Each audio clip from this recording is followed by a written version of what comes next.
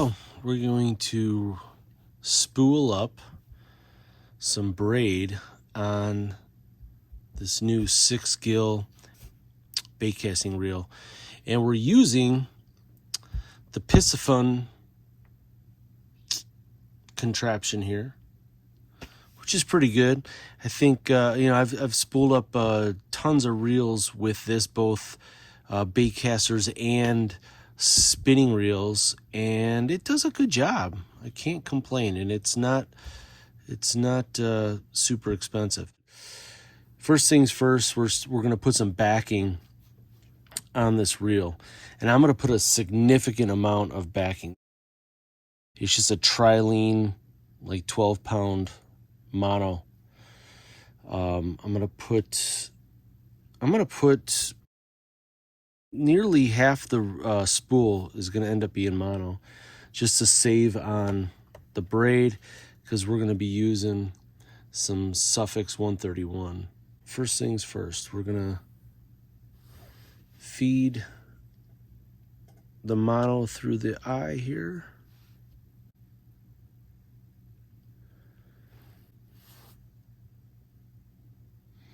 And then we're going to tie a little knot at the end. Just a little overhand knot here at the end, and pull it through. Get a little knot. And then we're going to cut off this little tag end.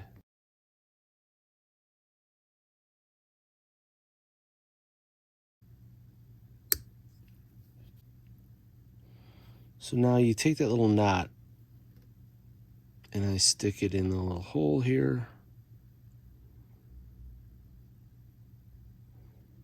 And then spin the reel, one revolution, and grab your line. It helps you get around the other side real easily. Okay. Now, what we're going to do is tie a little slip knot. We just tied an overhand knot over the line. So when I cinch this down, it's going to create a slip knot. And then I stick the knot in the hole, one of the holes of in the spool. And then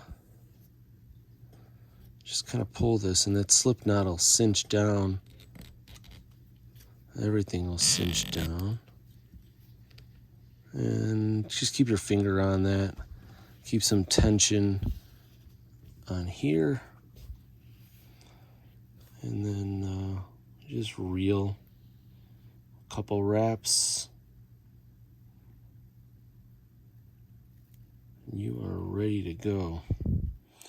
One little pro tip here is I always put some tape over the line. So I'll pull off a few feet and then put tape over it.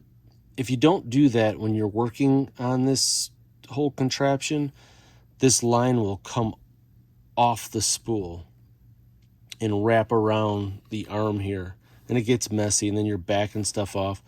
But if you leave the tape on there until you get the line taut, and you're good to go. All right, so I'm going to just start reeling on here. And we're trying to fill that spool at the bottom.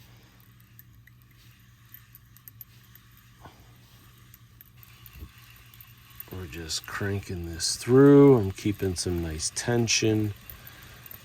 I'm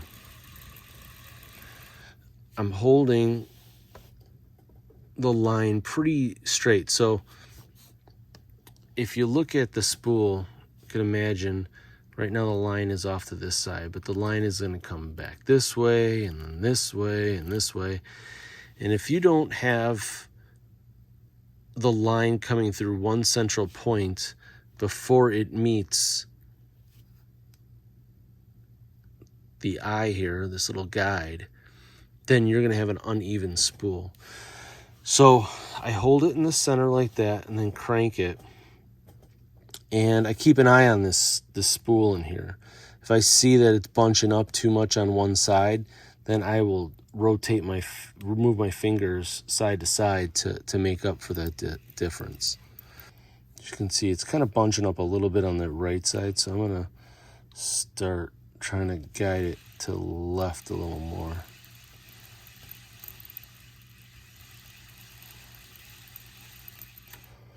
And when it starts getting there, which it already leveled off,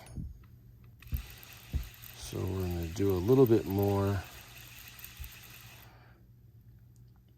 I don't think, you know, you could do less braid mono backing. There's no doubt about it. You don't have to do this much.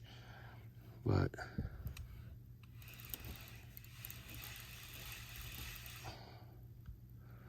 okay, so that's going to be good there. Now, what we're going to do, so we don't ruin this spool, is we're going to take off a little bit,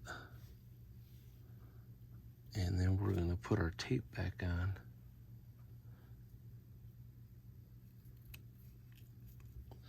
So we don't have line all over the place. And then we're going to cut it. Okay. Now we unlock this guy, take him off. And we're going to get this 40-pound Suffix ready to go. 131. This line is so damn good. Oh, man. So smooth, so good. If you guys aren't using Suffix, whew, you're missing out. Not just the 131 either. The 832 is amazing. I'm going to get that in place. So I get everything in place and ready before I start doing anything. And then I'm going to tie a little Alberto knot. This is the braid here. I'm going to come through the bottom. I made a loop of the mono in my left hand. And I'm going to come through the bottom with the braid, pull off, say 4 inches, and then clamp it down right here. And I'm going to run 4 wraps around. If I was doing this for a leader, I would run 7. But for this, 4 is plenty. It's probably never going to see the light of day. Then after your 4th wrap, you cinch it right here. And then you run 4 wraps back the other way. Try to get them in between the wraps you just made. And then with your last one, you go through the way you came in. So you came up through the bottom on the way in the start. You're going to go back from the top to the bottom on the way back in. And you're going to pull this down a little bit. And then we're going to wet that. So I just wet that real quick. And then I'm going to cinch that up. And that is an absolutely awesome leader. It's an awesome line-to-line connection knot. And you are ready for business. The knot's already in. We're taut and ready to go. And now I'm going to tighten this up and fill the rest of this with braid.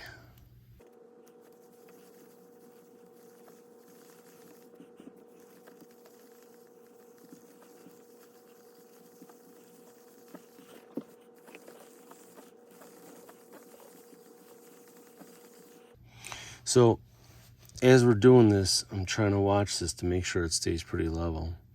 And I'm using my thumb to not only keep tension on that line, but to also make sure that we stay as level as possible. Okay.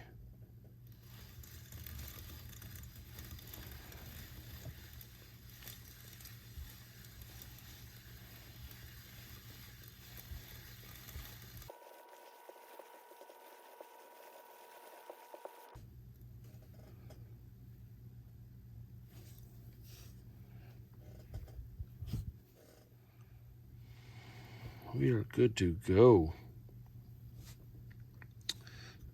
See that right there and right there, we're pretty even, and we're just below that lip. All right. So you do not have to put that much backing when you're doing braid. A lot of people are going to do 1 or 2 wraps around the reel spool and call it a day. I like to fill half of my spools up with mono. I mean, that's a 150 spool, so it's probably more like, 50 yards, maybe a little more than 50 yards. And then the other half of the spool is going to be the braid. I do that because, one, you're never going to run through 100 yards of braid as a main line bass fishing, okay? 2, I could save some money on braid. That mono is going to stay on that spool for quite a long time unless I rip it off and do something different with that particular reel. But one 200-yard spool of braid, I can spool up 2 different reels. So it's cost efficient, and it works tremendously well for me. So you could choose what you want to do. I recommend filling up about half that spool with your backing. Now, one other thing that I don't know if I was clear in the video about backing itself. If you want to use 200 yards of braid, of which 150 yards of it is never going to see the light of day, and you're basically wasting it. But if you want to run your whole spool on braid, you could easily do that. Do the same slip knot that I tied to the spool, and just put a little piece of electrical tape on the spool, run a couple wraps around that electrical tape, and you're good to go. If you don't want to do that and you want some backing, remember the reason why you're putting a mono backing on there is so that you get some bite with that braid. Because if you put nothing on there, no electrical tape or no backing with some that the braid could bite into, the braid will spin around that spool. It'll be like having loose drag if you catch a big fish. It'll move. So I hope you enjoyed the video. Please give me a like, share this with your friends, subscribe to the channel, hit my little notification button so that you can be notified anytime I put a video up. And thanks for watching. Until next time.